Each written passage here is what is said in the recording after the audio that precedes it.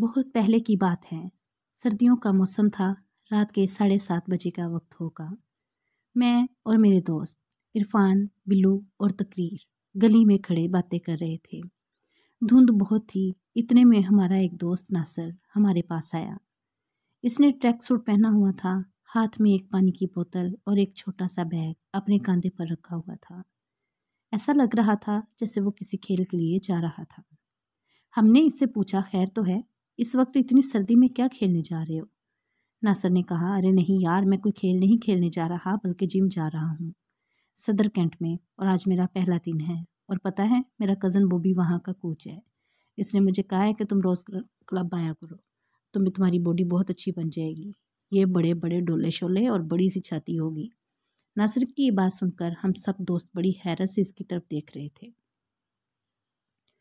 और हम इसकी बातों पर एक दूसरे की तरफ देखते हुए मुस्कुरा भी रहे थे, क्योंकि नासिर जैसे हमें ये सब बता रहा था, इससे वो बहुत ही ज़्यादा एक्साइटेड लग रहा था। लेकिन इसकी बॉडी को देखकर ऐसा बिल्कुल नहीं लग रहा था कि इसकी बॉडी इतनी जल्दी भी ऐसी बन जाएगी जैसे वो बता रहा था।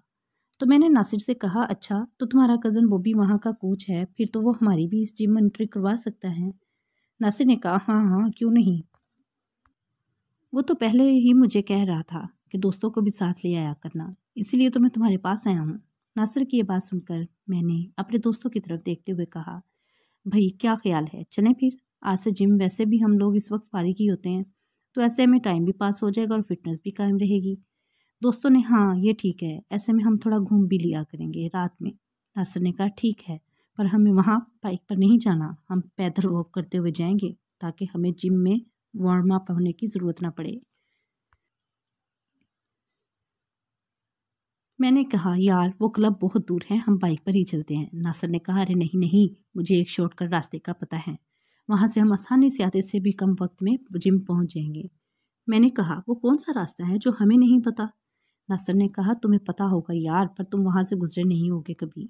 इतने में मेरा दोस्त बिल्लू बोला, यार नासिर, कहीं तुम धोबी घाट वाले रास्ते की बात तो नहीं कर रहे?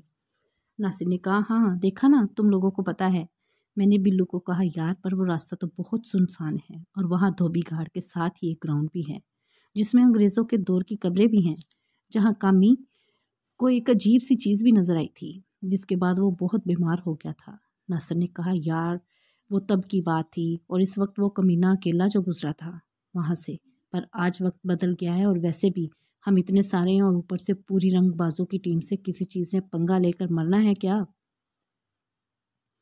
मैंने कहा, यार फिर भी एक बार सोच लो, हम किसी और रास्ते से चलते हैं।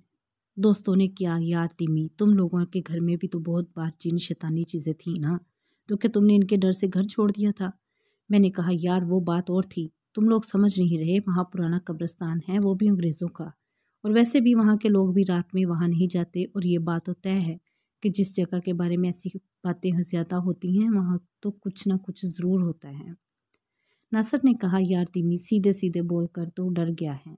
नासिर की ये बात सुनकर मैं थोड़ा गुस्से में आ गया और मैंने कहा, तुम लोगों को पता है मैं किसी शैतानी चीज़ के पाप से भी नहीं डरता, लेकिन जानबूझकर इन चीज़ों से पंगा लेना मुझे थोड़ा अजीब सा लग रहा है।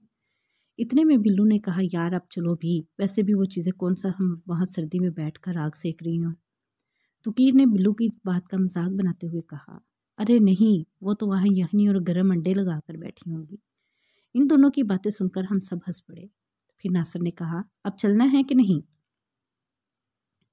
मैंने कहा, चलो यार, फिर अब जो होगा देखा जाएगा। इसके बाद हम सब लोग जिम की तरफ चलने लगे और कुछ देर चलने के बाद हम धोबी घाट के पास पहुंच गए। अब वहां से हमें शॉर्टकट लेना था, और वो भी इस खुले से मैदान में जहां अंग्रेज़ों का पुराना कब्रिस्तान था, जो कि बहुत दूर तक फैला हुआ था। ऐसा लगता था कि यहाँ तो ग्राउंड कब्रिस्तान में शामिल हो गया था या फिर कब्रिस्तान ग्राउंड तक फैल गया था। पर हम किसी भी खतरे से बेखबर इसकी तरफ बढ़ने लगे। रात के वक्त तो इस जगह पर बहुत ज़्यादा अंधेरा था, सिर्फ धोबी घाट तक स्ट्रीट लाइट लगी हुई थी और धुंध भी बहुत ज़्यादा थी इस जगह पर, क्योंकि हर तरफ मैदान ही था और खुली जगह होने की वजह से हमें हर तरफ सिर्फ धुआं सा दिखाई दे रहा था। हम बातें करते हुए जा रहे थे कि इतने में एक आदमी वहां से गुजर रहा था। वो हमें देखकर रुक गया और बोला, अरे लड़कों, रुको, तुम कहाँ जा रहे हो, मेरी बात सुनो। ये कहकर वो हमसे बहुत दूर होकर खड़ा हो गया। हमने इसकी तरफ देखा तो वो हमें बोल रहा था, लेकिन वो हमसे दूर होता जा रहा था। ऐसा लग रहा था जैसे कि वो किसी चीज़ से डरा हुआ हो। बिल्लू ने इस आदमी को कहा, क्या हुआ चाचू, क्या मसला है? वो आदमी बोला, पहले आप सब वहाँ से यहाँ आ जाओ, फिर बताता हूँ। हम सब दोस्तों ने एक दूसरे की तरफ देखा और फिर मैंने कहा, चलो यार इसकी भी सुन लेते हैं, पता क्या चक्कर है। ये बोलकर हम सब इस आदमी की तरफ बढ़ने लगे। तभी इरफान ने कहा, यार मुझे तो ये कोई चोर डाकू लग रहा है, ज़रा चुपने रहना। मैंने कहा, अरे नहीं, चोर डाकू इतने पागल नहीं होते कि अकेले ही 5 बंदों से पंगा लें, और वो भी रंगबाजों से। और जब हम इस आदमी के पास गए तो इसने फिर से हमें कहा, तुम लोग कहाँ से आए हो और इस ग्राउंड की तरफ क्यों जा रहे हो? नासिर ने कहा, हम लोग धर्मपुरा से आए हैं और हम इस ग्राउंड से शॉर्टकट रास्ते से होते हुए सदर हेल्थ क्लब जा रहे हैं। वो आदमी फ़ौरन बोला, नहीं नहीं, वहाँ से मत जाओ, तुम लोग पागल तो नहीं हो? आदमी की ये बात सुनकर हम सब एक दूसरे की तरफ देखने लगे और फिर अचानक से ज़ोर ज़ोर से हंसने लगे। तभी बिल्लू ने आदमी से कहा, ओ चाचू, क्या कोई नशा वशा तो नहीं किया हुआ, या नशा लेने जा रहे हो? आदमी ने कहा, अरे तुम लोग समझ क्यों नहीं रहे, मैं यहाँ पास में ही रहता हूँ और इस ग्राउंड में आए रोज़ कोई ना कोई खौफनाक वाक़या हो जाता है। इसी वजह से बहुत से लोग तो यहाँ दिन में भी नहीं गुजरते और तुम लोग रात के वक्त इस ग्राउंड में जा रहे हो। मुझे इस बात की आदमी की बात में थोड़ा वजन लगा। मैंने दोस्तों को कहा, यार मुझे लगता है कि हमें इसकी बात पर गौर करना चाहिए, क्योंकि मुझे भी थोड़ा अजीब सा लग रहा है। मेरे दोस्तों ने कहा, क्या यार तिमी, तू भी इसकी बातों में आ रहा है? यार 10 मिनट की बात है, हमने जल्दी से ग्राउंड पार कर लेना है। वो आदमी जल्दी से बोला, अरे तुम लोग समझ क्यों नहीं रहे, मैंने अभी इस जगह पर किसी चीज़ को देखा है, इस वजह से मैं जल्दी से इधर आ गया हूँ।